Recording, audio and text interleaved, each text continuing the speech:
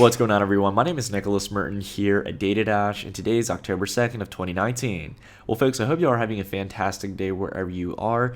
And in today's video, we've got a lot of key things to discuss. I'm really going to be focusing in on talking about some early warning signs that we may be entering in to the next altcoin cycle in the next coming month or so. And I'll try to explain some good rationale as we take a look through price action to showcase historically how we can be confident about this.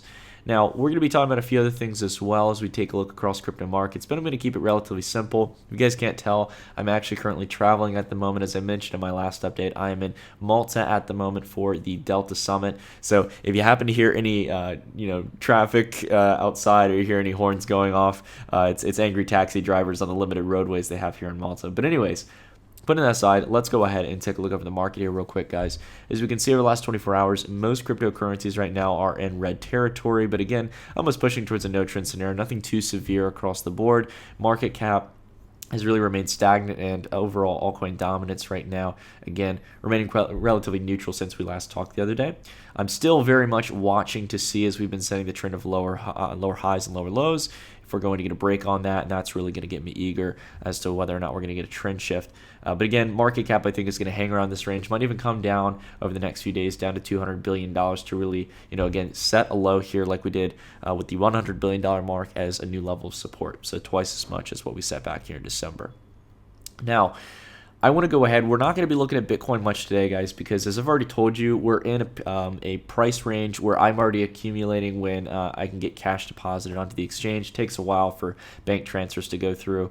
And again, for traders, we've talked about the things that we're looking for in the sense of our indicators, right? We're looking on the weekly for a trend shift. I'm looking for the divergence of the MACD to start shrinking between the two moving averages. Along with that as well, I want to see the stochastic pop up and the squeeze momentum indicator get a higher level. And this is going to take a good weekly pop on the chart. But again, for me, I'm going on with the strategy that when there's 40% corrections, and in this case we got a 45%, I'm adding in.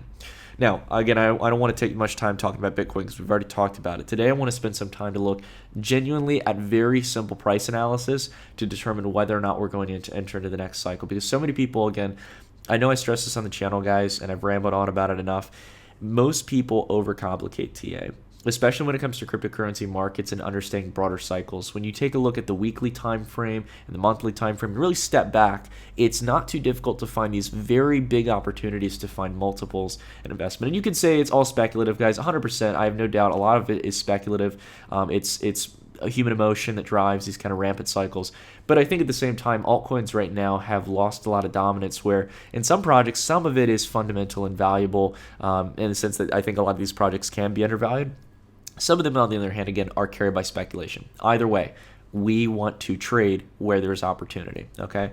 So I'm just going to go ahead and dive right into it, guys. The first one we're going to talk about is the key momentum player that everyone knows. And you all know I'm not the biggest fan of the project itself, but I'm also not really a critic of it. I think it's just in a different echelon compared to a lot of other projects, and that's XRP, right? So let's go ahead and take a look at some of the historic price action. One of the best exchanges we can look at here is Poloniex. Poloniex has a long range of trading XRP against Bitcoin as far back as 2014. Now, the major thing here I want to look at is I don't want to look at volume. I don't want, because we're going to get skewed data in that sense. Taking a look at Poloniex, which isn't one of the predominant exchanges anymore. But take a look here at this chart. Okay, we're taking a look at the Bitcoin chart. We'll also take a look at the USD. As a trader, I love to look for support lines for bottoms because, quite frankly, it's very common in crypto markets, right? And I have two lines drawn here on the chart, two main ones here. I'll go ahead and delete this one because this is my main trend line here, right? And we can see that there's a clear lineup from the two previous lows that gives us the support to build a trend line. That lines up with a third low here, third higher low over a multi-month period, almost an entire year here since we retested back towards this range back in November, right? So this to me is extremely significant. Support lines like that that take into account major bottoms in a given asset, especially in crypto, after having these parabolic run-ups afterwards, really gets me excited. And we've got the multi-week momentum that we saw back here in March. Now, what am I looking for to really be confident that there's going to be a breakout in XRP, right? Well, I'm not so certain we're going to have a breakout just yet. A lot of people are jumping the gun on it. What I'd want to see is a close or breakout on good volume across some of the major exchanges like Binance, etc., over this relative point of resistance here in July of 2019. And that'd be the equivalent of what we saw back here in January, right? Take a look at the logarithmic chart, you can kind of see what I'm talking about here, how we had to close above this resistance mark, and bam, that's when the volume really came in because, again, we're getting past previous resistance, and we know that XRP, taking a look back, is a momentum play. And that really happened both times when we get the weekly breakout above multiple weeks of sell-side action. Again, in different ways and shapes and forms, you're going to see a massive breakout. But again, I think we're repeating history to this one because back here in March of 2017, this is when we got the first altcoin cycle for 2017. And that's what we're doing for the next cycle here. We're getting our first cycle here. We're not already in the thick of a bull run overall. We haven't gotten above the previous Bitcoin highs. Altcoins are still in pretty bloody territory. So we're really looking for a potential value shot here in the market. Now, let's take a look at the USD chart. So for XRP USD, we're going to take a look here. I think the exchange I want to look at was, I think it was still Poloniex actually. That's where I've done my writing here. There we go. So you've probably seen by now on TradingView, people have very bold predictions as to where XRP is going. And I don't want to sit here and try to sell you guys like the crazy price targets that people have of $1,000. I'm sorry, even if XRP was used on the global stage, it's not going to $1,000. And I think anyone rational understands that. But taking a look at the chart, there is some significance to these simple yet important analyses of current price. And that is taking a look at the logarithmic chart, seeing how we have this continuous trend of multi-year higher levels of support for XRP and then eventual breakouts as we enter into the altcoin cycle, right? And then also as well, a repeat of that as well here, as we have continued rising lows here, even during a bear market. So this is what's really significant to me. I like this, and not to mention as well, if we step out of the logarithmic chart, you can see it. It's very similar here, again, on the linear chart, that we've been setting these higher lows here. And we're coming to test this level for the first time. Really, if you're disciplined and you set your support line back here at a much more conservative level, again, we have not touched this range since back here in November of 2017. So 2 years since we've really seen the XRP come down to this range. And again, the theme that I'm going to really present here that I've gotten from XRP and ETH and the overall altcoin market is there's a mass sense of consolidation, guys. One of the best signs in markets, and I talked about this with gold and silver, how for years people had bought gold and silver back in 2011 during the hype, and they were so disappointed for 7 or 8 years that nothing was happening. I mean, that's usually the time period when people start to consolidate and sell their positions, and they don't realize that the trend is about to shift. That's usually when I like to buy positions. And again, most of what I'm going to be averaging in here over these next few weeks and months is altcoin positions, now that there's a lot of fiat on-ramps to these plays. Now, let's go ahead and talk about Ethereum here. Right, we've taken a good look at XRP here. Again, not using any crazy indicators. We do want to actually see a good confirmation on our weekly chart for our different indicators, our suite of 3 different indicators between the squeeze momentum indicator, the stochastic RSI, and also the MACD. But again, we're just doing simple price analysis for today. Now let's go ahead here and take a look at, I think it's a Bitfinex is the proper exchange here. Yes, this is. Now, we'll also take a look at the longer term trend here to take a look at the corrections that Ethereum has. And I think that's on Poloniex we're going to want to look at. But the major thing is I'm seeing something very similar here to XRP, and I think you guys can already see it here on the chart. So I'm going to go ahead and get out of the auto here. My volume's getting in the way. But as you can see here, Ethereum, like most altcoins, go through very severe corrections because they're still highly speculative. They are low market cap assets, and Bitcoin alone is already volatile. So you have here a near 90% correction in Ethereum. And what we're seeing here, I think, is a very similar trend to what we saw back here, where there seems to be a general resistance mark with the previous resistance area right back here in July, similar to what we saw with XRP. This is compared to Bitcoin. And what I think you're going to see here is ETH push sideways, have a small bull flag correction, and basically start to retest back up to that resistance mark. And once we get a breakout above there and the volume starts to come in to match that, I think that's where we could really see a lot of optimism coming to Ethereum. I think a lot of value that's well deserved for Ethereum with what's going on in the DeFi movement. But again, either way, I think in most cases it's honestly speculation. And in that case, there's a good opportunity where we could possibly increase our Bitcoin comparative, right? Increasing the amount of Bitcoin that we own in our portfolio, or also just owning some exposure to Ethereum with, again, I think the fundamental developments that are going on in the DeFi movement. It's really exciting stuff. So that's just one area here. Again, taking a look at another Bitcoin chart for some more longer term price action. I think Poloniex is the right one. Yes, I'm doing really good with the chart guessing today, guys. Sometimes I always mix up what exchanges are the proper ones to look at to get the right analysis, because I'll do different ones across the board. But take a look at the logarithmic chart here, right? Look at these corrections. ETH, again, consistently has 80% plus corrections. So history tells us, with the limited amount of price data that we have, that this is not a time period where, again, you should just, be switching to becoming a Bitcoin maximalist because you got burnt, right? There's a lot of people who are doing that right now. And I hate to see people lose like that when there's, again, history slapping us in the face saying 89% correction, rally, right? Ethereum, if you really want to scale this, guys, let me go ahead. I've been showing one side of this, but we can go ahead and show the other side. Let's show what you might miss if things start to turn up to the north side here, right? What happens after these 80% corrections? 27-fold increase in Ethereum, right? But that wasn't the only one. Let's go ahead and see what happened here later into the cycle after another 80% correction. Bam, another 20%, or sorry, not 20%, 20 times increase, 2,000%. You do not find that in markets, and you sure as heck will not find that in 24 weeks in other markets. So this is what I mean. Crypto is a very momentum-based market. And I'm not saying that we're going to get a 27x or 20x in Ethereum compared to Bitcoin. Maybe we could get a 5 or 10x, right? That would be something that could be pretty practical for the market. And same goes for XRP in that case. I think that we could get maybe a 5 or 10x or something like that. These are very parabolic assets. So I hope I made my point clear on that. The last chart we will look at here.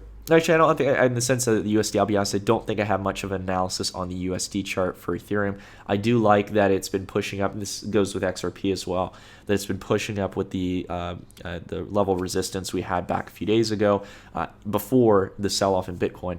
So again, this is showing me that the market leaders, this is the first step to an altcoin cycle, that the market leaders in the altcoin space are gaining. And then what happens after that, after those start to, again, lose some of their momentum, start to reach towards their highs, that liquidity flushes out to other altcoins. And that's when we'll look towards some of the small caps outside of the three that we already really like, from Ravencoin to Chainlink and Basic Attention Token. All right, so we've taken a lot of a look here at cryptocurrencies. We've been talking about how the momentum might start coming through. But this isn't the only thing that I really want to talk to you guys about. I want to share with you all something that I think is very important, and that's the overall trend in equity markets. Now, we had written a very similar chart here back in October of 2018. We did partially call the correction. However, there were some different interesting tools that I always, for example, love. To me, it's kind of I'm completely fine admitting being wrong on something. Luckily, we did call the correction pretty good. It was a 30-something% correction, which was a good call, I guess, in the sense of the lack of stock buybacks back in October of 2018, and we might get a repeat of that this October with the upcoming buyback blackout period. But the thing that really interests me is how the Fed and other market players will come up with tools to keep markets higher. And we had, for example, the reallocation of $84 billion in fixed income investments now going into equities over the course of a month, and that propagated stocks higher.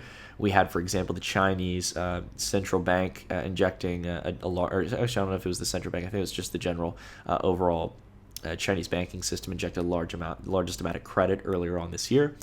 And we've also had the Fed starting to cut back interest rates, and where it said that the balance sheet was on autopilot, basically reducing at a fixed rate over time to normalize the balance sheet. They have now started adding. They've reversed that trend. So what is fascinating to me now is it really does seem, this isn't just me sharing my opinion, it really seems at this point that the Fed is exhausting what weapons that it has, right? It is buying up financial assets again. It is, again, lowering interest rates. It's back to the same old trend, and it's following what other central banks are doing across the world. And still, much like what we've seen in European markets and a lot of Asian markets, we're seeing the same stagnation in equities. Equities should be popping up right now, right? But they're not, because stock buybacks right now are starting to dwindle due to a lack of corporate earnings. Well, I think the reason for that is because not much of the money that came from the tax cuts is really going down to higher salaries and stimulating the economy. No, it's probably just going into artificial assets, and that strips the potential of capital being throughout the economy. It's why you have a big gap in inequality right now. And not to complain if that's a good or bad thing, right? I would think most of us would probably say it's not a good thing in the long term, because it doesn't have a good effect for the middle class. But putting that aside, whether or not you think it's good or not, capital eventually dries up, right? And most of it has been injected into this artificial equity, or well, it's not so much artificial, it's an equity market, but it's artificially propagated prices higher without being invested in the real economy. So we need to understand that, this is the longest economic expansion in U.S. history, and are we expecting a correction soon? Does the Fed or the major market players, the plunge protection team, do these big players in the market have the tools to keep things higher? And quite frankly, from what I can tell, guys, again, I try to be as non-biased as possible. I cannot find much else that they can use. The only things that they can do at this point is to really start up a massive QE program, another one. And I think we're already seeing that in the repo market to some degree. It's showing that there is a little bit of a liquidity crunch. And I think there's going to be a lot more longer-term exchanges of financial assets for capital for the financial system. But you have that. You have the potential for the Fed to print new money and buy up financial assets like equities, which we have not seen, but that would be like going towards what Japan is doing. That's really the last tool I can see here, right? That's really the last thing I can see happening here. But I don't know if the Fed's going to do that, and quite frankly, it seems as if, again, I know this seems like maybe a silly thing to focus on, but I do believe big even numbers are coming into play here, okay? So many people haven't noticed because the big figures have been like the Dow 20,000 and things of that sort over the last few years. And most people have their eyes on the NASDAQ. But the S&P 500 is the major benchmark indicator that institutions use. There's the Russell 2000 and the NASDAQ has been leading compared to most indices. But the S&P 500 is always led. It is the major indicator. It's kind of taken position over the Dow Jones Industrial Average over the last few years, because it has a nice mix between not being too tech-eccentric, but also not too focused on the 30 industrial companies that the Dow Jones covers. So you get a broad index of 500 companies. The thing I find really interesting here is that it seems like something that I theorized with one of my old friends, who is a Finnish friend of mine, Marcus, who I actually recently caught up with, who traded U.S. stocks. We had theorized a long time ago, as the market started to rekindle up here, that the next even level for us to chase or watch out for was 3,000. And the reason why is because history shows us very clearly why that might be where we top out.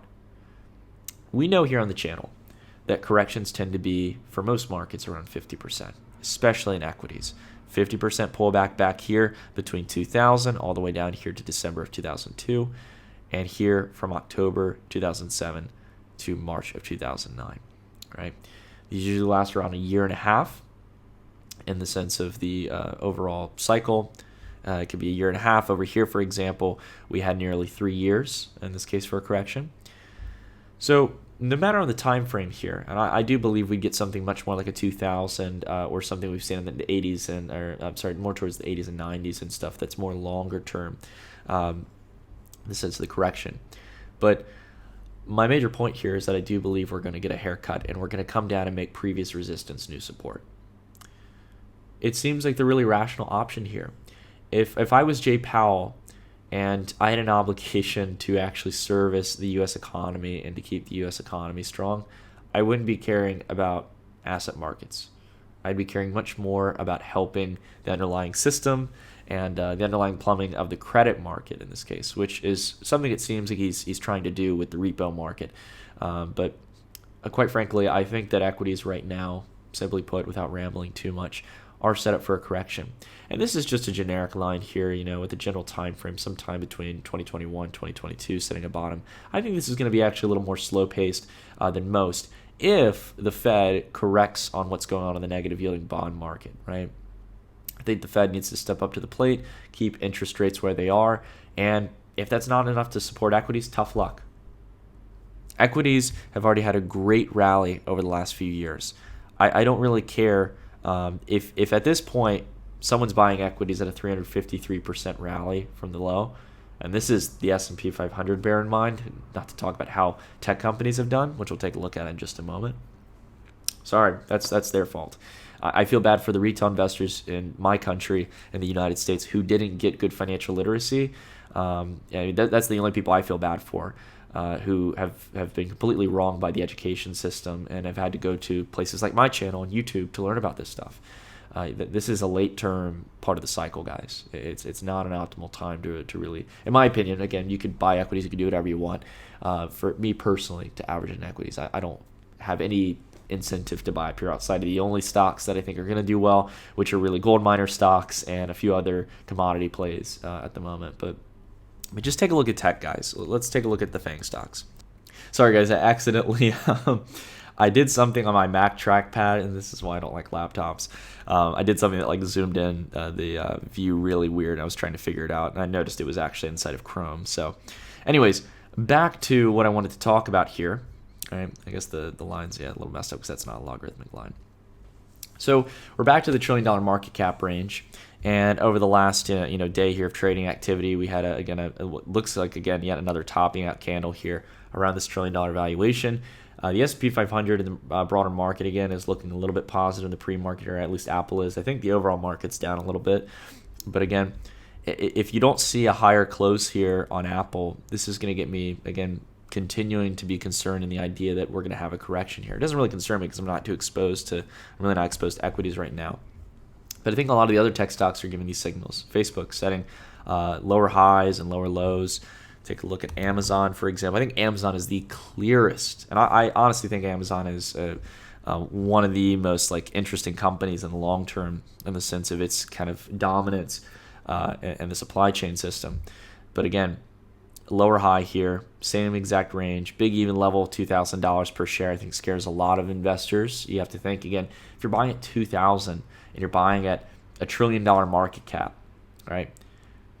What room do you have for growth at that point? To get a 100% return, you need it to become a $2 trillion company. You see what I'm saying, guys? That's the thing I always propagate here is that investors and pension fund managers are looking at that and they're thinking, does Amazon have the potential growth of profitability in this slowing environment for economic growth and corporate earnings to justify a $1.5 trillion valuation, a $2 trillion valuation? It gets ridiculous at some point, all right? And Amazon, again, it's a cool company. It's got a lot going for it. But again, like Facebook, like Apple, and also Netflix and other players that we're going to take a look at. Same exact case here where I think people are coming towards a much more normalized view on where things are going, right? Closed around, really had resistance around a big even level, 400, 420, 420. And then I think, again, actually, guys, did this peak out here with the cannabis rally? That's what I wonder. Conspiracy. Anyways, long story short, though, I think that a place like Netflix, and actually out of all of them, Netflix looks like one of the ones that are closer to actually reaching their corrective period. I think it's going to come down to about 200 and hold out there for a while. Because Netflix is a big media company, no doubt about it. It might even come down towards a level like 140. This is where it's some resistance we've seen in the past, also some support here. But really $200 is the big even I'm looking for. And then there's also Google as well. Google has really been holding quite neutral compared to the other FANG stocks. And obviously not as volatile or speculative as the other plays. It's got a great place in the ad market and emerging tech sectors. But I think that it's not only likely to see sometime here in 2020 that we'll test $1,000, but we're going to come down here and pull not a 50% correction, but a good 33% correction or more in Google's stock price. So again, we've topped out here 3 times in the past. What's to not say that this is going to be the 4th, right? So my major point here, again, as you can see, guys, I will drill it a million times. I'm not using a crazy amount of indicators here. Keep it very simple, taking a look at the weekly time frame. But the weekly time frame paints a beautiful, clear picture for me. It shows me that over the last year or two, these tech stocks and the broader equity market, and even in the United States, which has been the pinnacle of performance, because the Fed's position and the new tax laws that really gave a lot of funds repatriated back to the United States from other foreign countries where they've been locked up for a long time due to a very lucrative tax system. I've seen that there's been a lack of performance, and I don't like that as a macro trader, especially after a long expansion. That to me is a sign that things are turning soon. And there's an interesting analogy here. I know a lot of people, and it's funny how the news cycle goes. Back a few weeks or months ago, we had the yield curve inversion, right? And a lot of people were screaming, "Oh my God, recession!" But it turns out that with every yield curve inversion, we usually tend to have, I think it's around 10 or 20% more upside in equities. So those kind of indicators should be a precursor to warn us that, hey, there still might be some upside. I don't doubt that equities could push to new all-time highs here in the next few weeks, but is the risk to reward optimal? That's what you have to ask yourself. If it is for you, go ahead. You buy whatever you feel you should buy. Buy whatever you can. That's your choice. For me personally, I believe the risk to reward ratio that's optimal for me is in hedging assets at the moment, as we're in the later phase of the cycle. That's my rationale. I've rambled on enough, guys. I hope you all enjoyed my rambling for today. If you did, drop a like on the video. I appreciate it. And if you got a comment on any of the things we talked about today, if you guys disagree with me or if you agree with me, leave a comment down below. I want to hear from you guys. I'll drop you guys a like or a heart and whatever, and possibly reply to your comment. If you got something you want to see here on the channel, let me know. But anyways, guys, I appreciate you sticking around for this in-depth price analysis on markets, this rambling session that we commonly do here on the channel. But I'm going to go enjoy the day. I'm going to go explore Malta, this beautiful country that is very pro blockchain and cryptocurrency. But until the next video, everyone, thank you all so much for watching, and I'll see you all in the next one. Stay tuned.